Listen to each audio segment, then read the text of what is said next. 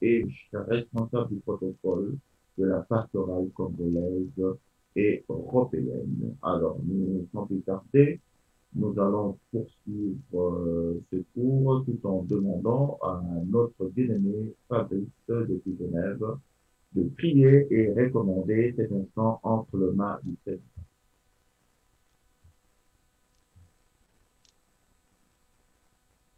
Éternel Dieu, Tout-Puissant, nous disons merci encore une fois d'avoir fait lever ce jour aujourd'hui. Merci au Dieu des armées, car c'est toi qui permets à toutes ces personnes de pouvoir être réunies ici, Seigneur des armées, en ton nom, afin de pouvoir recevoir instruction de ta part. Seigneur des armées, nous voulons que oui, ce soit ton esprit, Seigneur, qui puisse nous donner la sagesse, qui puisse nous donner l'intelligence, qui puisse nous donner le moyen de pouvoir comprendre et de saisir, Seigneur des armées, ce qui va être transmis ici. Oui, Seigneur de gloire, nous mettons aussi le professeur, le message qu'il va donner, l'enseignement qu'il va donner, Seigneur des amis, que tu puisses ainsi veiller sur lui, veiller à ce que, oui, ce message-là, Seigneur des amis, nous puissions le saisir. Béni sois-tu, Seigneur Dieu Tout-Puissant. Gloire et louange à toi, ô Dieu Tout-Puissant. Amen. Amen. Voilà, nous passons la parole pour 2 heures, c'est parti avec le révérend Modeste Artémon. Professeur, à vous. Merci. Merci beaucoup, évêque Martin Yongo. Bonjour. Bonjour à vous tous. Que le Seigneur vous bénisse. Merci à notre Dieu de nous avoir gardés toute la nuit et nous a accordé la grâce d'être encore là. Que toute la gloire lui revienne. Et surtout, j'ai prié que le Seigneur lui-même puisse conduire encore ce moment. Voilà, hier, nous étions en train de parler sur la délivrance. Nous avons commencé hier, comme vous le savez, notre cours est intitulé « La délivrance et la guérison intérieure ». Nous avons commencé par parler de la première partie qui concernait la délivrance. Aujourd'hui, nous poursuivons avec la deuxième partie qui concerne la guérison intérieure. Rappelez-vous, je vous disais hier que je pense que vous m'entendez là. Merci. Rappelez-vous, je vous disais hier que ce domaine, ce n'est pas seulement un domaine théorique, mais c'est beaucoup plus pratique, ce qui fait qu'il est très important d'avoir certaines informations, mais ces informations nous viennent de la parole de Dieu. Rappelez-vous de notre premier verset que nous avons lu hier. Je vais peut-être y recommencer encore par là. 1 Corinthiens chapitre 2, pardon, 1 Corinthiens 2, je commence à lire déjà le verset 10. La parole de Dieu dit, Dieu nous les a révélés par l'Esprit, car l'Esprit sonde tout, même les profondeurs de Dieu.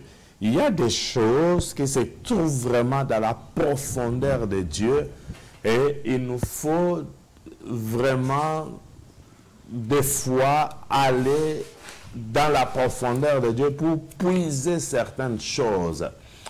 Alors, aujourd'hui, la guérison intérieure, c'est le chapitre 2. Ah, je ne sais pas si vous avez la projection, je vais tenter de... Apparemment, je ne sais pas.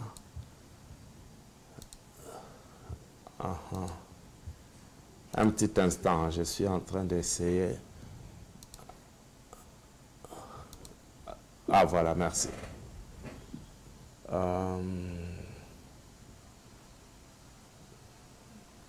J'espère que c'est ça. On va essayer de projeter. Voilà.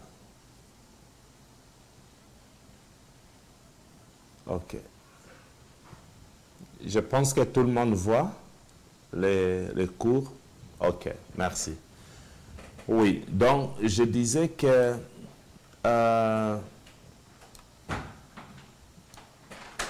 voilà, cette partie ici que nous allons voir, ce chapitre 2. Il concerne ce chapitre la guérison intérieure. Alors, 2.1 déjà, nous commençons par la composition et la répartition de l'être humain. La composition et la répartition de l'être humain. Commençons d'abord par lire la parole de Dieu dans 1 Thessaloniciens, chapitre 5, verset 23. 1 Thessaloniciens, chapitre 5, le verset 23. La parole de Dieu dit que le Dieu de paix vous sanctifie lui-même tout entier, et que tout votre être, l'esprit, l'âme et le corps soient conservés irrépréhensibles lors de l'avènement de notre Seigneur Jésus-Christ. Regardez la volonté de Dieu. La parole de Dieu est claire. La parole de Dieu nous dit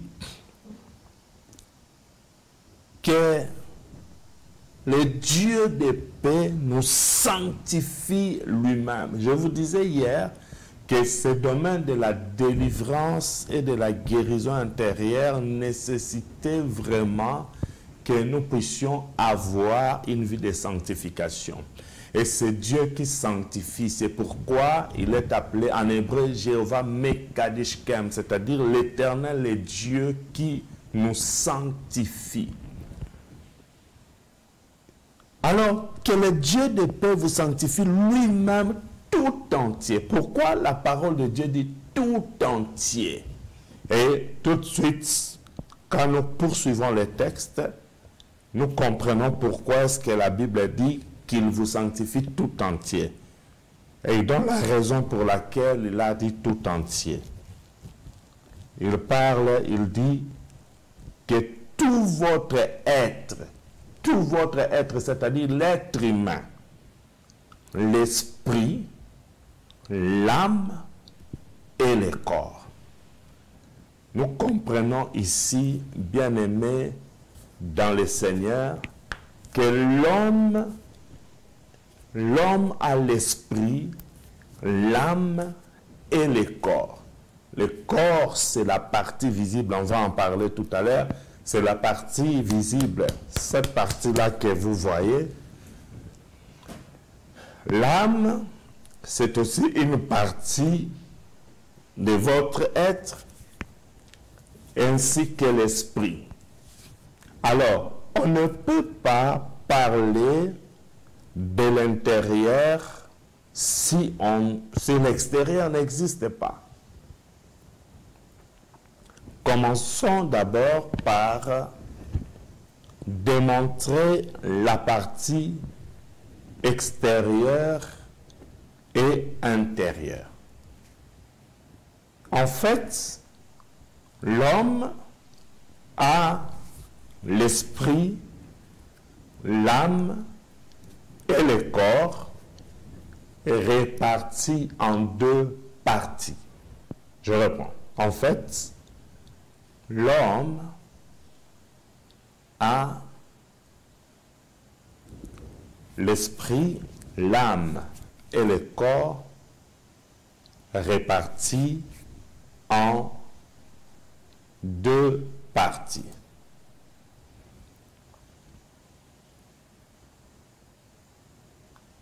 Nous entamons tout sur le point 2.1.1.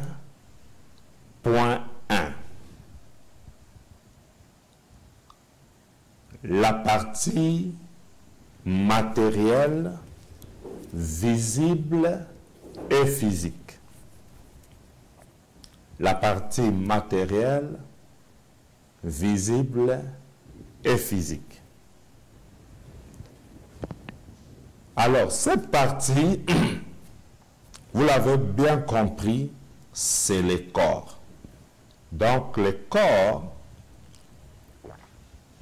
constitue donc la partie matérielle, visible et physique de l'être humain. Parlons du corps maintenant. Cette partie, vous l'avez bien compris, c'est le corps, disais-je. Dieu a donné à l'homme, Dieu a donné à l'homme le corps pour entrer en contact physique avec tout ce que nous pouvons toucher. C'est le corps qui vous permet de vous marier. On se marie physiquement. Donc, il est important que le corps soit présent pour qu'on puisse se marier. Je disais que c'est le corps qui vous permet de vous marier, de vous multiplier et de remplir la terre. C'est votre partie physique, visible et matérielle. C'est le corps, le corps vous permet de travailler, de gagner de l'argent, de construire et d'habiter des maisons.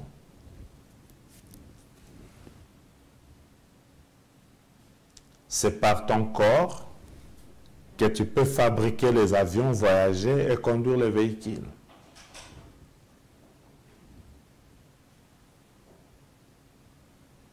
Notez bien. Le corps, c'est le champ d'action de l'esprit de l'homme et de ton âme. Le corps, c'est le champ d'action de ton esprit et de ton âme. Je vais expliquer pourquoi est-ce que j'ai dit que le corps est le champ d'action de l'esprit, et lorsqu'on parle ici, je mets entre parenthèses l'esprit de l'homme et de ton âme. Pourquoi est-ce que nous disons que le corps est le champ d'action? En fait, tout ce qui se manifeste dans votre esprit ou dans votre âme se reflète et influence votre corps. Lisons le psaume 44, le verset 26. Psaume chapitre 44, le verset 26. La parole de Dieu dit, « Car notre âme est abattue dans la poussière. » Car notre âme est abattue où? Dans la poussière. Et notre corps est attaché à la terre. Regardez ici. Je suis en train d'expliquer que le corps est le champ d'action de l'esprit et de l'âme. Tout ce qui se passe dans votre esprit ou votre âme se reflète et influence le corps.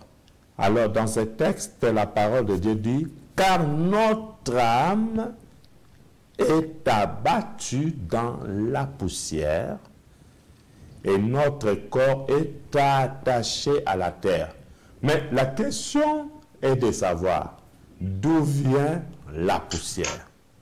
La poussière vient de la terre. La parole de Dieu nous apprend que Dieu a utilisé la poussière pour créer l'homme.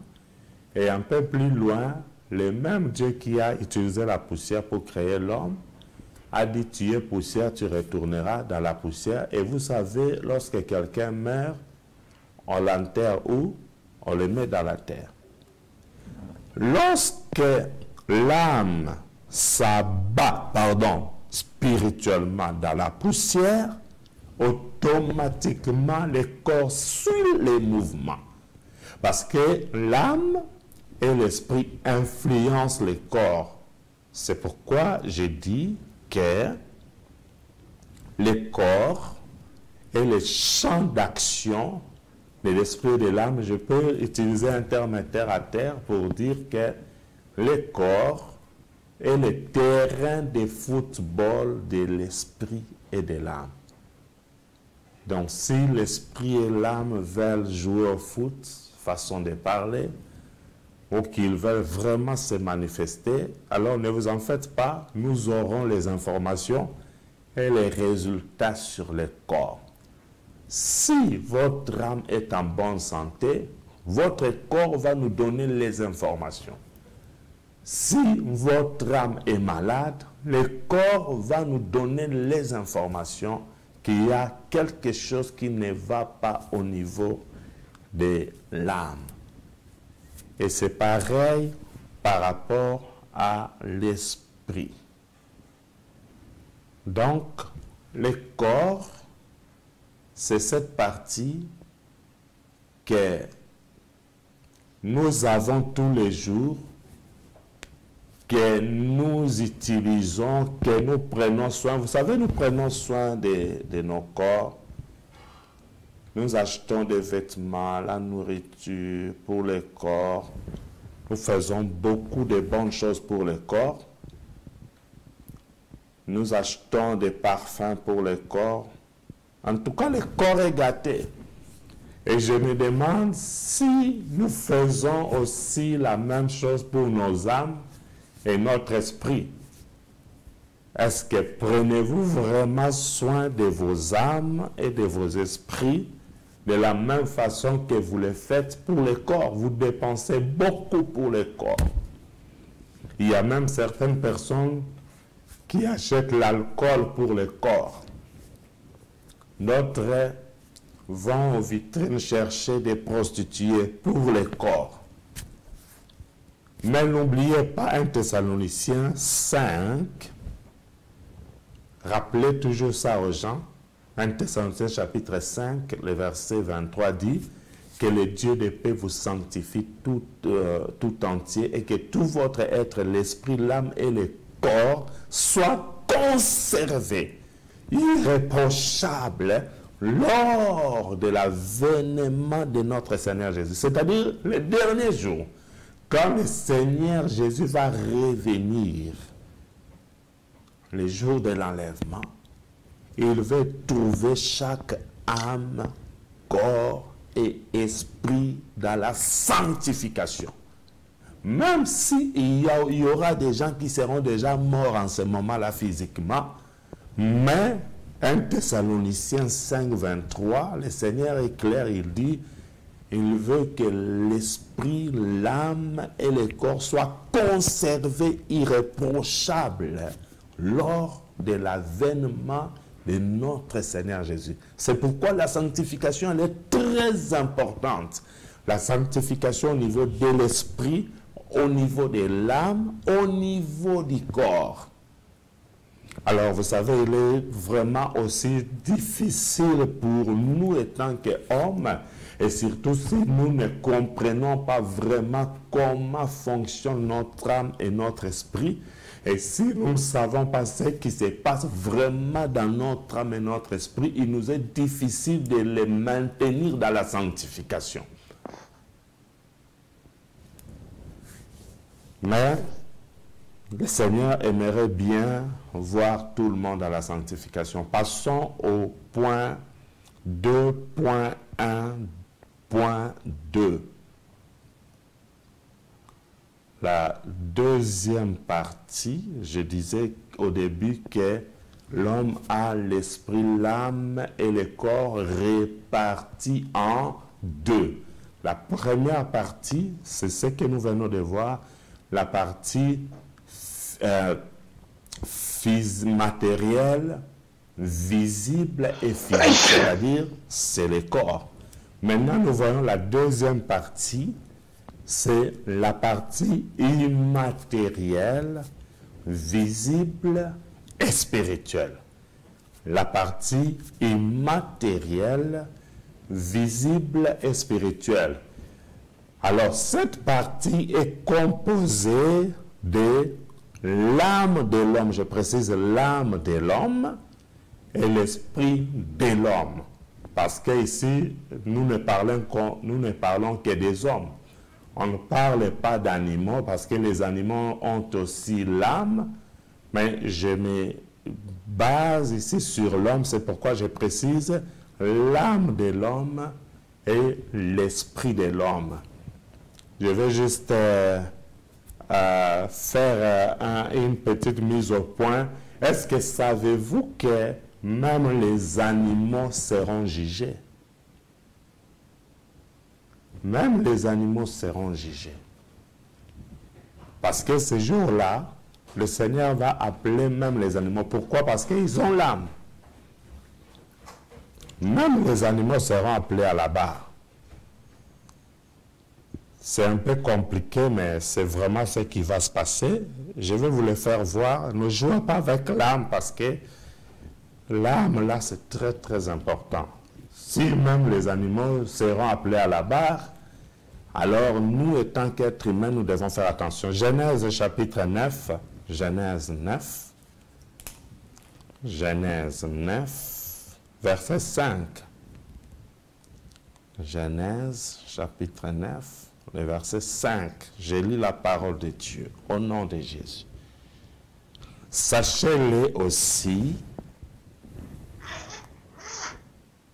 je redemanderai le sang de vos âmes. Je le redemanderai à tout animal. Donc, voilà, même les premières personnes qui seront, les premiers qui seront appelés à la barre, c'est les animaux. Il dit, je redemanderai le sang de vos âmes. Je le redemanderai à tout animal. Et je redemanderai l'âme de l'homme à l'homme qui est son frère. C'était juste un point important. Alors, je dis, cette deuxième partie est intitulée la partie immatérielle, invisible et spirituelle. Donc, la première partie, c'était matériel, visible et physique. La deuxième maintenant, c'est la partie immatérielle, invisible et spirituelle. Cette partie est composée de l'âme, de l'esprit de l'homme et de son âme. Alors commençons par le premier point, l'esprit de l'homme. L'esprit de l'homme. Lisons d'abord la parole de Dieu.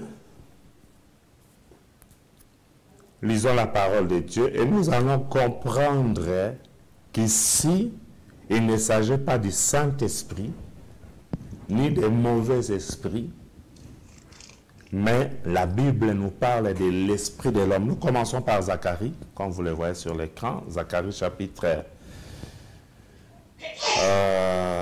12. Zacharie 12. Que Dieu nous aide. Nous avons beaucoup de matière. Zacharie chapitre 12. Zacharie chapitre 12, le verset 1. Suivez très bien cette lecture. La Bible dit, oracle, parole de l'Éternel sur Israël. Ainsi parle l'Éternel qui a étendu les cieux et fondé la terre et qui a formé l'esprit de l'homme, l'esprit de l'homme, l'esprit de l'homme. Et qui a formé l'esprit de l'homme et qui a formé l'esprit de l'homme au-dedans de lui. Donc, vous voyez, c'est que l'esprit de l'homme, c'est Dieu qui l'a formé. Et la Bible nous donne les informations ici que Dieu a mis l'esprit de l'homme au-dedans de l'homme, à l'intérieur de l'homme. C'est-à-dire, c'est la partie intérieure, la partie immatérielle, la partie invisible. Il se trouve à l'intérieur de vous. C'est-à-dire, chaque jour, lorsque vous vous réveillez, lorsque vous allez au travail, vous dormez, ou que vous priez, ou que vous faites n'importe quoi, l'esprit de l'homme que Dieu a donné à chaque homme se trouve à l'intérieur de lui.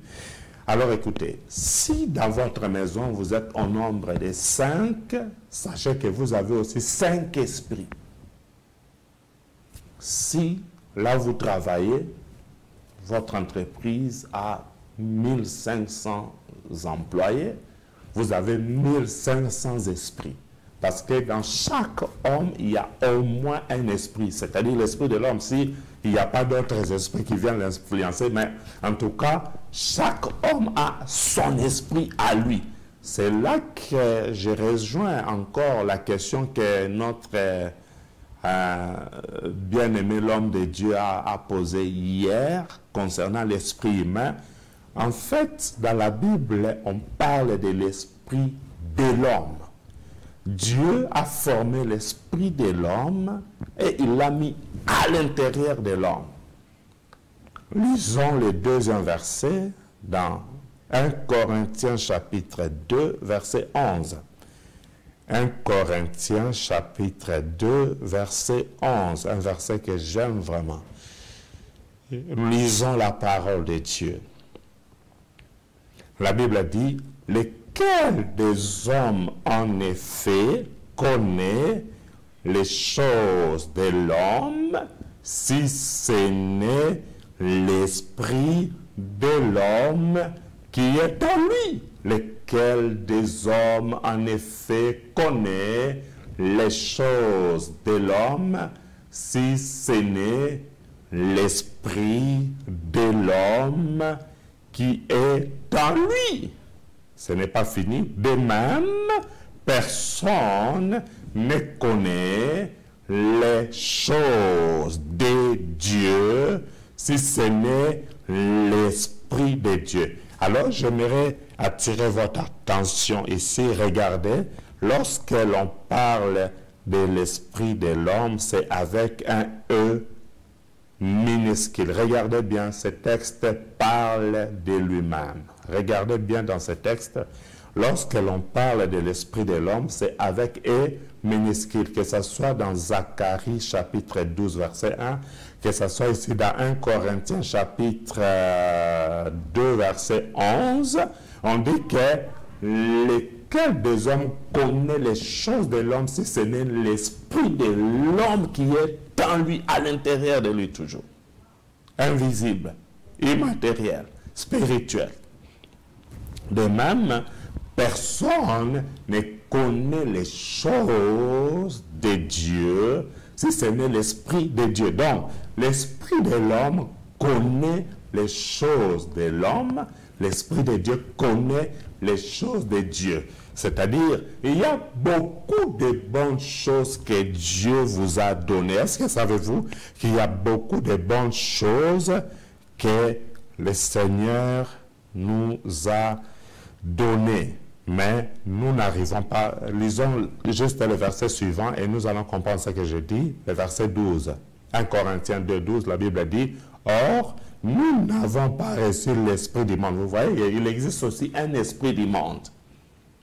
En plus de l'esprit de l'homme, il y a aussi un esprit du monde. Et la Bible dit, « Or, nous n'avons pas reçu l'esprit du monde, mais l'esprit qui vient de Dieu, afin que nous connaissions les choses que Dieu nous a données. » Les choses. Donc, il y a beaucoup de choses au pluriel, selon le verset 12, que Dieu nous a données.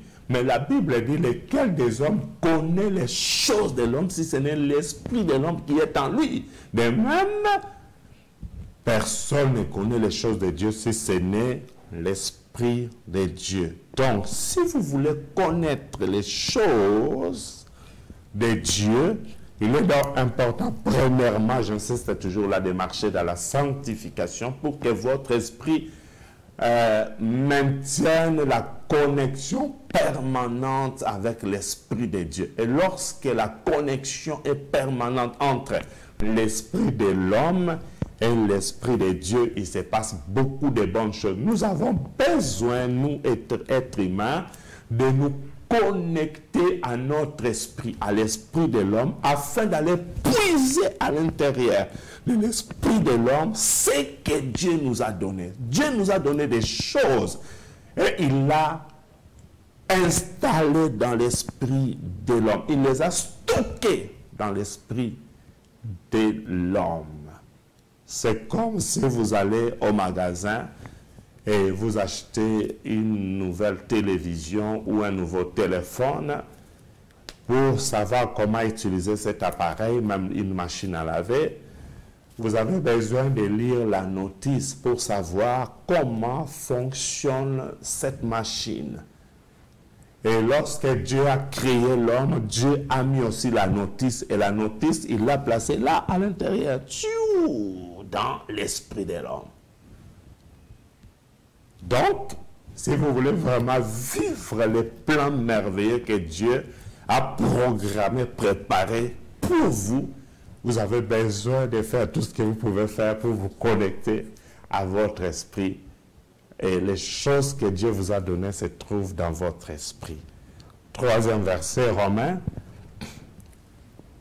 chapitre 8, verset 16. Je suis en train de viser le verset 16, mais lisons quand même de 15 à 16. Romains 8, verset 15 à 16. Mon objectif, c'est le verset 16. Écoutez. Et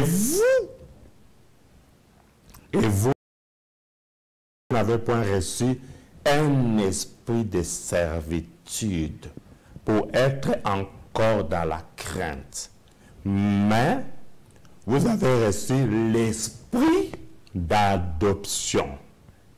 Regarde, l'esprit de servitude, c'est toujours un minuscule. L'esprit d'adoption dans l'esprit de Dieu, c'est avec un majuscule, par lequel nous crions Abba Père. Maintenant, regardez le verset que je cherche. C'est le verset 16. Le verset 16. Romains 8, 16, la Bible dit, l'esprit lui-même. Regardez l'esprit avec E majuscule. Donc nous comprenons que c'est le Saint-Esprit, l'Esprit de Dieu. La Bible dit, l'Esprit lui-même rend témoignage à notre esprit et minuscule. Vous voyez ça, la différence? Donc, l'Esprit de Dieu lui-même rend témoignage à notre esprit, l'esprit de l'homme, que nous sommes enfants de Dieu. C'est clair. Donc, à l'intérieur de nous, il y a l'esprit de l'homme. Chaque homme, chaque femme, chaque enfant, chaque papa, chaque maman, chaque vieillard a son esprit à lui, l'esprit de l'homme. Maintenant, regardez un verset que presque tout le monde connaît et c'est vraiment bien utilisé dans nos églises. Jean chapitre 4, 23 à 24. Je sais pourquoi est-ce que je suis en train de lire tous ces versets, parce que c'est tellement important. Jean chapitre 4, les versets, Jean, chapitre 4, les versets 23 à 24. Un verset que vous aimez tellement, vous aimez beaucoup ce verset. Alors découvrez le verset que vous aimez. Mais l'heure vient, et elle est déjà venue, où les vrais adorateurs adoreront le Père en esprit. Regardez bien, l'esprit, en esprit. Esprit avec E minuscule. C'est-à-dire, même dans l'adoration, le Seigneur veut que, quand vous l'adorez, que vous ne puissiez pas utiliser votre corps, mais que vous puissiez utiliser votre esprit pour l'adorer. Regarde, je réponds. Mais l'heure vient et elle est déjà venue où les vrais adorateurs adoreront le Père en esprit de l'homme et en vérité. Car ce sont là les adorateurs que le Père demande. Donc Dieu a besoin des gens qui sont capables d'utiliser leur esprit, d'utiliser l'esprit de l'homme pour se connecter à lui dans l'adoration. Et voyez-vous, vous savez ce que nous faisons, nous prions tellement dans la chair que tout le bruit tout ce qui se passe autour de toi, autour de vous, pardon, vous ouvrez les yeux, vous regardez, dis, fermez-moi cette porte. Oh, est-ce que là tu es dans la chair ou tu utilises ton esprit?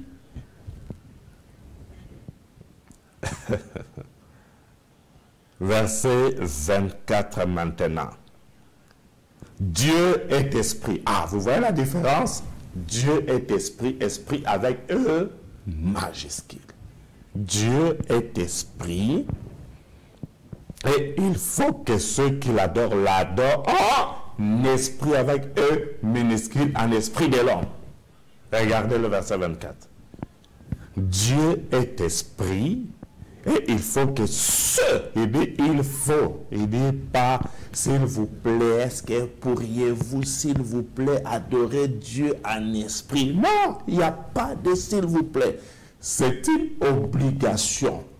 Nous sommes obligés. Il faut que ceux qui l'adorent utilisent l'esprit de l'homme pour l'adorer.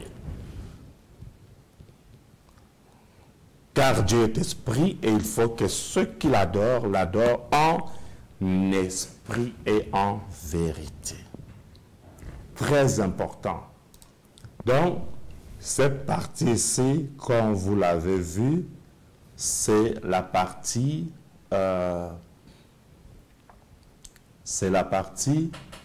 immatérielle, invisible et spirituelle.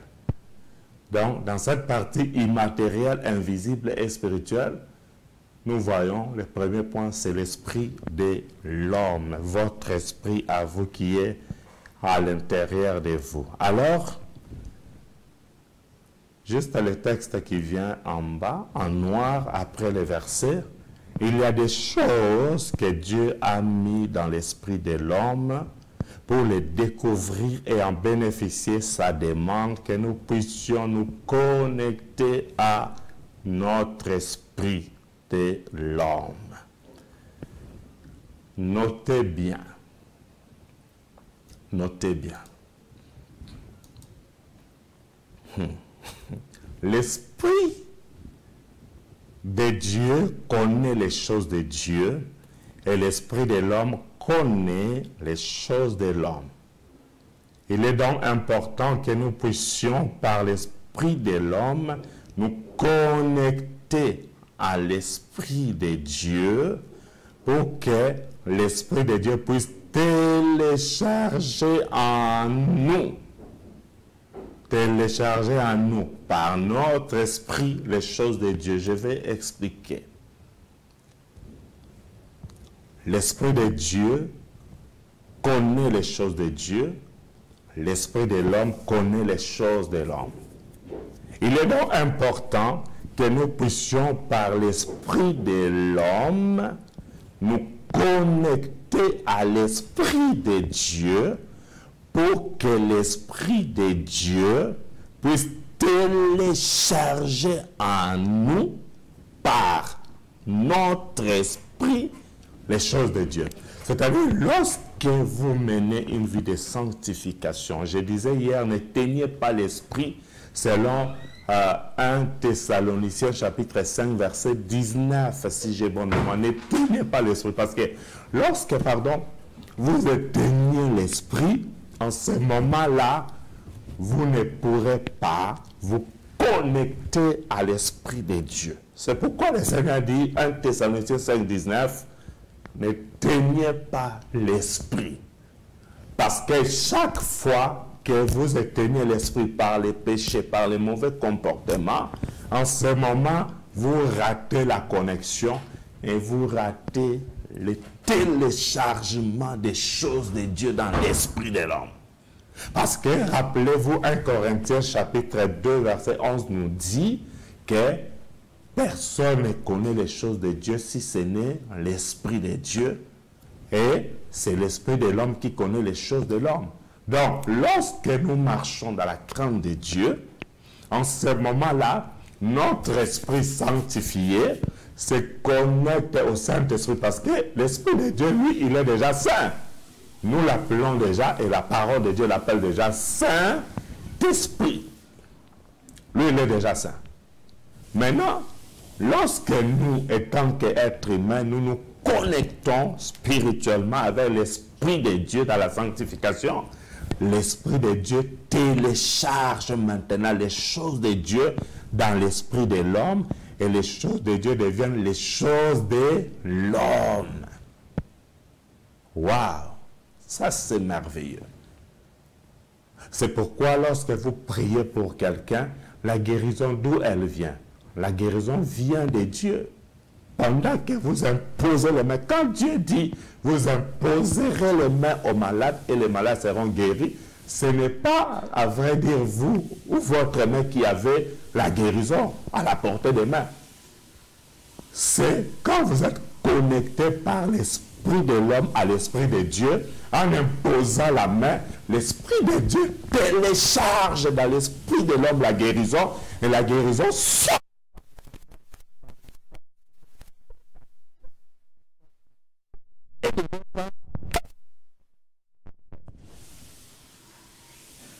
À vrai dire, c'est ce téléchargement-là qui s'opère pour la délivrance, pour la guérison, pour le domaine spirituel.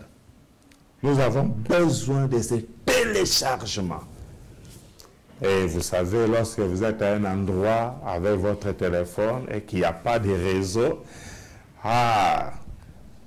difficile d'avoir le téléchargement. Qu'est-ce que vous pouvez télécharger s'il n'y a pas de réseau? S'il n'y a pas de réseau, s'il n'y a pas de connexion. Mais la connexion avec nous, ça se fait par l'Esprit de Dieu. Je veux passer au point suivant, toujours dans la partie immatérielle, invisible et spirituelle. Le deuxième point, c'est l'âme de l'homme, et je sais pourquoi est-ce que j'ai dit l'âme de l'homme. Seigneur, aide-nous, donne-nous ce que tu as préparé pour nous, pour ta gloire, au nom de Jésus-Christ. Alors regardez, l'âme aussi est située à la partie immatérielle de l'être humain. Donc, l'âme est située aussi dans la partie immatérielle et spirituelle de l'être humain. Elle est souvent confondue avec l'esprit de l'homme. Parce qu'elle est attachée à l'esprit de l'homme. Je réponds. L'âme aussi est située à la partie immatérielle de l'être humain. Elle est souvent confondue avec l'esprit de l'homme. Et pourquoi est-ce qu'elle est confondue avec l'esprit de l'homme? C'est parce qu'elle est attachée à l'esprit de l'homme. Je vais déjà ici lire quelques versets. Avant de lire les versets que vous voyez là, je vais lire 2 versets parce que nous avons déjà vu l'esprit de l'homme, n'est-ce pas? Et que nous commençons à voir l'âme. Et ici, nous venons de voir que l'âme est souvent confondue avec l'esprit de l'homme. Essayons de voir un peu cette confusion. Ça existe dans chaque être humain des fois, quand on n'a pas vraiment... C'est pas facile de discerner quand l'esprit agit ou que l'âme agit. C'est très très difficile mais c'est l'Esprit de Dieu qui nous aide à les distinguer. Alors, lisons d'abord à propos de l'esprit de l'homme, ok? Lisons d'abord à propos de l'esprit. Je vous donne 2 versets pour l'esprit de l'homme. Il y en a tellement, mais je prends 2. Et je donne aussi 2 versets pour l'âme. Comme ça, on va essayer de comparer. Alors, notez les versets pour l'esprit de l'homme. Pour l'esprit de l'homme, c'est le psaume 143, verset 4. Le psaume 143, verset 4. Et aussi le psaume 142, verset 4 aussi. Merci Jésus. Aide-nous. Ça, c'est pour l'esprit de l'homme. Et pour l'âme, notez, pardon, le psaume 44, verset 26. Psaume 44, le verset 26. Et le psaume 42, verset 7. On commence par l'esprit de l'homme, le psaume 143. Psaume chapitre 143, le verset 4. Écoutez ce que la Bible dit. Mon esprit, regardez avec petit « e », mon esprit est abattu au-dedans de moi. Mon cœur est troublé dans mon sein. Ici, on parle de l'esprit abattu. L'esprit de l'homme peut être abattu. Votre esprit peut être abattu. Ce n'est pas le Saint-Esprit ici. C'est votre esprit à vous. L'esprit de l'homme peut être abattu. Je prends seulement cet exemple-là. Le psaume 142 maintenant. Psaume 142. Les versets 4. Psaume 142, 4. Regardez. Quand mon esprit, c'est même une chanson que vous connaissez. Quand mon esprit est abattu au-dedans de moi. C'est ça. Quand mon esprit est abattu au-dedans de moi, toi, tu connais mon sentier. Sur la route où je marche, ils m'ont entendu un peu. C'est une chanson que nous connaissons. Ça parle de l'esprit de l'homme depuis longtemps. On chantait ça depuis qu'on était enfant. Donc, en fait, quand on chantait ça, nous parlions de notre esprit, l'esprit de l'homme, peut-être sans le savoir qu'on parlait de l'esprit de l'homme. Quand mon esprit est abattu au-dedans de moi. Donc, les 2 premiers versets nous démontrent que l'esprit de l'homme peut être abattu. Maintenant, voyons par rapport à l'âme. Le psaume 44, le psaume 44, le verset 26, j'ai lu la parole de Dieu, psaume 44, 26, la Bible dit, « Car notre âme est abattue dans la poussière et notre corps est attaché à la terre. » Vous voyez, l'âme aussi peut être abattue. Et lorsque l'âme s'abat à la poussière, je venais de l'expliquer, le corps suit le mouvement. L'âme abattue. Deuxième verset, le psaume 42, pardon, psaume 42, le verset 7. Psaume 42, 7, regardez. Mon âme est abattue au-dedans de moi. De la même façon que l'esprit est abattu au-dedans, l'âme aussi s'abat, ça peut s'abattre. Mon âme est abattue au-dedans de moi. Aussi, c'est à toi que je pense depuis le pays du Jourdain, depuis l'Hermon, depuis la montagne de Mythéa. Donc, regardez, l'âme et l'esprit, on les confond. Parce que, de même que l'esprit peut être abattu, l'âme aussi peut être abattue. Alors, pourquoi cette confusion-là? Même quand vous regardez les définitions sur Internet ou sur les dictionnaires, vous voyez même les gens qui sont en train de faire ces définitions, ils sont dans cette confusion de confondre l'âme et l'esprit. Des fois, ils appellent âme, esprit, des fois, ils appellent esprit, âme dans leur définition. Je pense que nous devons nous baser sur la définition biblique, sur ce que la parole de Dieu dit. Parce que c'est Dieu qui a créé tout. Ce n'est pas le dictionnaire qui a créé Dieu. C'est Dieu qui a créé les hommes. Les hommes ont mis en place les dictionnaires et des définitions. Bon, je vais prendre cet exemple. Moi, là où j'ai étudié, ma professeure des sciences disait que nous venons tous des animaux. On était d'abord des singes dans l'état ancien, après on a évolué, après nous sommes devenus des hommes. Au point que lorsqu'elle donnait cours, quand elle posait la question dans la classe, et que nous levions nos mains pour répondre, elle pouvait choisir facilement, oui, petit chat là-bas au fond. Donc, elle ne nous appelait pas par nos noms. Elle appelait les gens les cancrelats. Oui, cancrelats.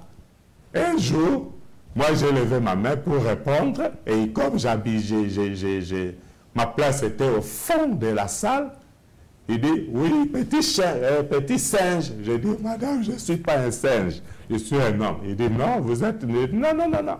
Moi, je suis un homme. Dieu m'avait créé homme. En fait, c'est Dieu qui a de bonnes informations sur tout ce qui se passe ici sur la terre, parce que Dieu détient des informations visibles et invisibles. Bon, il y a un verset, je vais lire, ce n'est pas dans les programmes, mais je pense que c'est important, c'est un verset que vous connaissez, Colossiens chapitre 1, verset 16, je vais le lire rapidement, Colossiens 1, 16. Colossiens 1, 16 rapidement, c'est très important je pense. Colossiens 1, 16, regardez, la parole de Dieu dit ceci. Car en lui ont été créées toutes les choses au pluriel qui sont dans les cieux et sur la terre, les visibles et les invisibles. Les visibles et les invisibles. Les visibles et les invisibles. Trône, dignité, domination, autorité, tout a été créé par lui et pour lui. On parle de Jésus ici. Donc, vous voyez que Dieu a créé les choses visibles pour que nous, étant qu'êtres humains qui avons le corps, nous puissions avoir accès à ces choses visibles. Par le corps, nous avons accès aux choses visibles. Mais par l'âme et l'esprit, nous avons accès aux choses invisibles.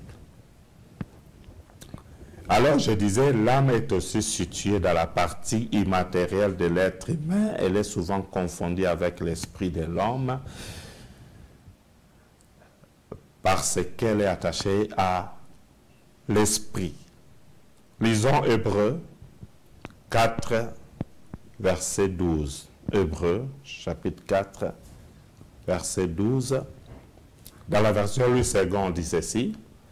Car la parole de Dieu est vivante et efficace, plus tranchante qu'une épée quelconque à deux tranchants, pénétrante jusqu'à partager âme et esprit, pénétrante jusqu'à partager âme et esprit. Partager âme et esprit, jointure et moelle. Elle juge les sentiments et les pensées du cœur. Dans la version des Semeurs, car la parole de Dieu est vivante et efficace, elle est plus tranchante que toute épée à double tranchant et pénétrant jusqu'à la division de l'âme ainsi que de l'esprit et des jointures ainsi que des moelles. Elle juge les dispositions des pensées du cœur. Vous voyez, il n'y a que la parole de Dieu qui a la capacité de pénétrer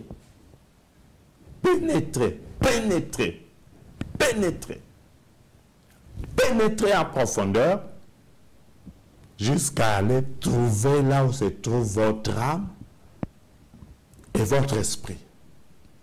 Et c'est en écoutant la parole de Dieu, en étant enseigné, que cette parole maintenant pénètre pour aller chercher là où se trouve votre âme et votre esprit. Et une fois qu'elle pénètre, elle va maintenant faire la différence. Elle va vous aider maintenant lorsque vous êtes enseigné, lorsque vous méditez la parole de Dieu. Le Saint-Esprit maintenant, par la parole de Dieu, va vous aider. Cette parole va pénétrer dans votre corps. Ça va maintenant, ça quitte la partie matérielle et visible de votre être, le corps, et elle pénétrerait jusque dans votre partie immatérielle, invisible et spirituelle, et elle va toucher justement là où l'âme et l'esprit sont attachés comme ça. Regardez, l'âme et l'esprit sont attachés comme ça.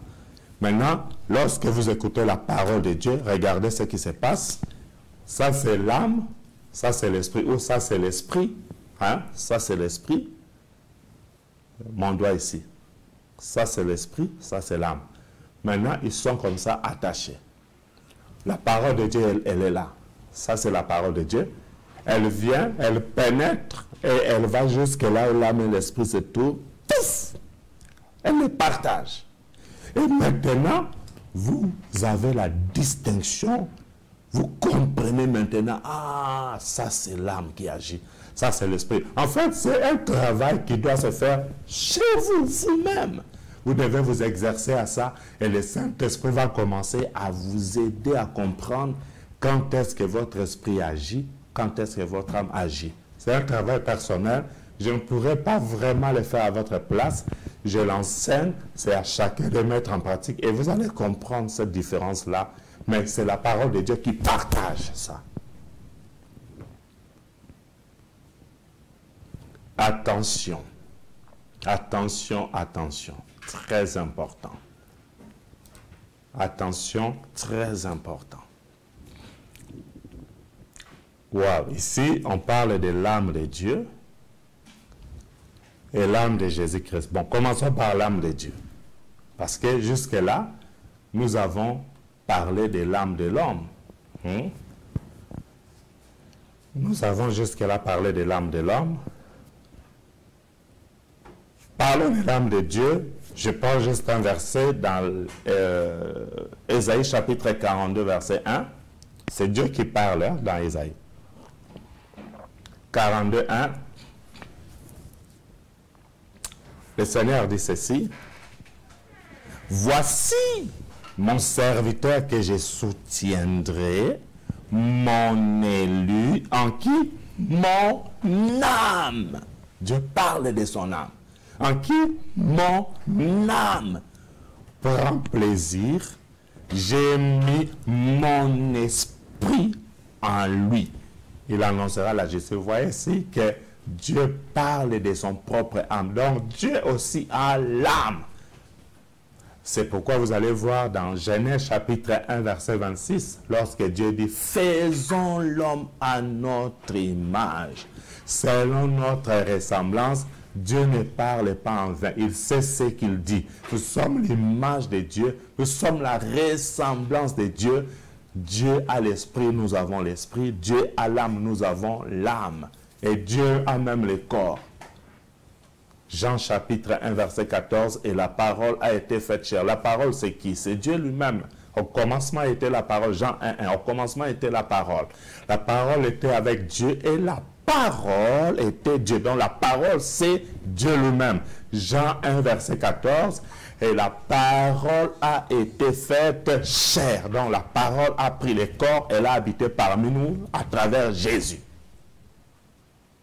Donc Dieu a l'esprit, l'âme et le corps. Mais si je parle de l'âme de Dieu, il en parle lui-même. Maintenant, voyons l'âme de Jésus. Si Jésus aussi a l'âme. On va vérifier si Jésus a l'âme. L'âme de Jésus, dans Matthieu chapitre 26, verset 38, ces jours-là, Jésus aussi a donné des informations sur son âme. C'était à Gethsémane. Jésus à Gethsémane va nous parler de son âme. Je lis la parole de Dieu, Matthieu chapitre 26, verset 38. Il leur dit alors, mon âme est triste. Voilà, Jésus parle de ça. Il dit, mon âme est triste jusqu'à la mort. Restez ici et veillez. Donc, ces jours-là, le Seigneur a donné la révélation à Pierre, Jean et Jacques, lui aussi, comme eux et comme nous, il a l'âme. Et il dit que son âme était triste jusqu'à la mort. Voilà, mes chers amis, ce qui concerne le 2e chapitre. Et nous voulons entamer notre 3e chapitre qui est l'âme. Je ne sais pas si nous sommes dans les temps. 3e chapitre. L'âme. Donc, par rapport, puisque nous sommes en train de parler de la guérison intérieure, allô, professeur, merci. Il est 10h32. Nous avons dépassé de 2 minutes avant que nous atteignions le chapitre 3, qui sera le dernier. Il serait important qu'on prenne une pause ou alors qu'on ait un temps d'échange aussi entre-temps. Comme ça, on aura plus ou moins 4 à 5 minutes de repos avant de relancer la dernière partie. Et ce sera la dernière partie qui est le chapitre 3. Voilà, en tout cas, je vous laisse un peu gérer les questions et la temps d'échange d'interactivité avec les studios témoins. À vous, en tout cas, s'il y a des questions, des professeurs à votre disposition. Merci beaucoup. Ok, y a-t-il des questions?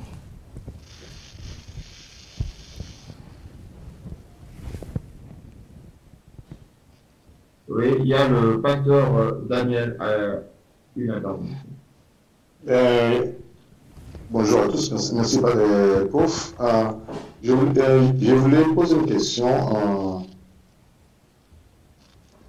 en éclairage de l'écriture avec tout ce que nous avons lu. Nous pouvons aussi déduire qu'à un moment donné, l'homme a 2 esprits, esprit avec E minuscule, avec esprit et majuscule.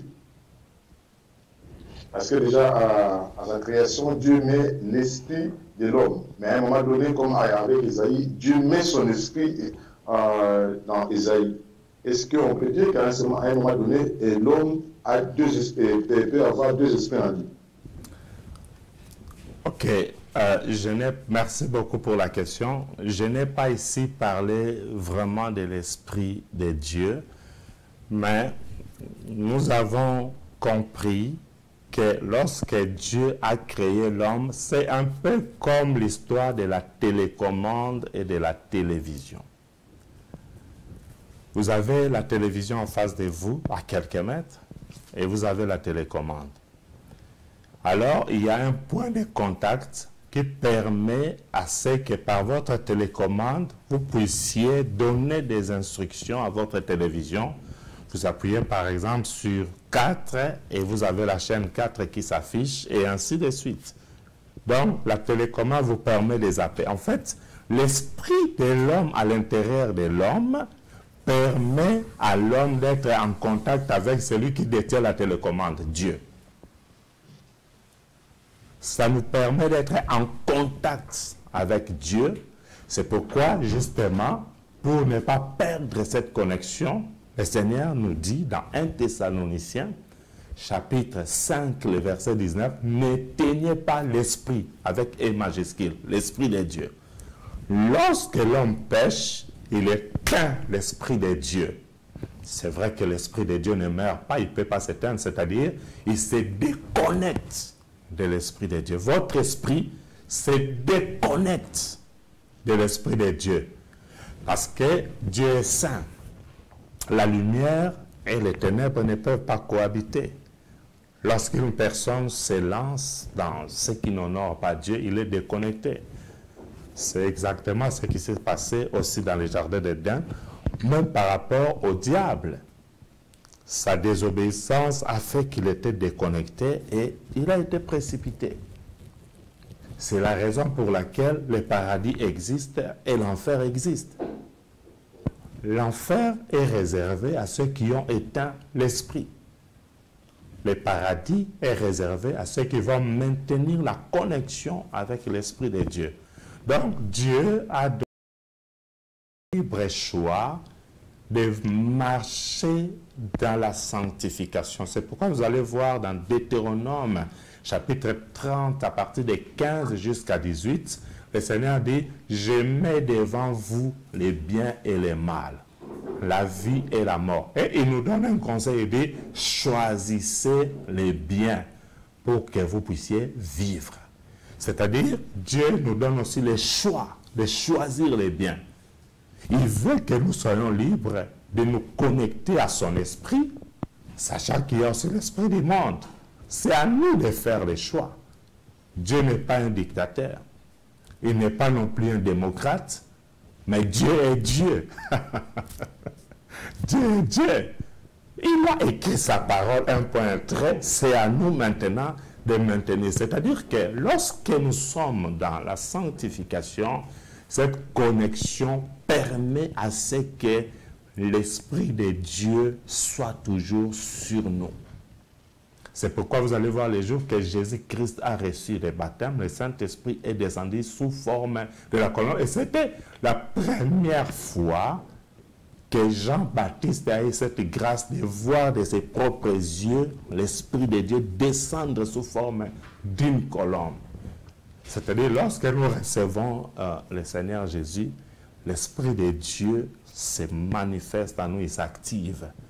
C'est-à-dire que ce soit l'Esprit de l'homme, que ce soit l'Esprit de Dieu, au moment où nous sommes bien avec Dieu, ça devient un seul esprit.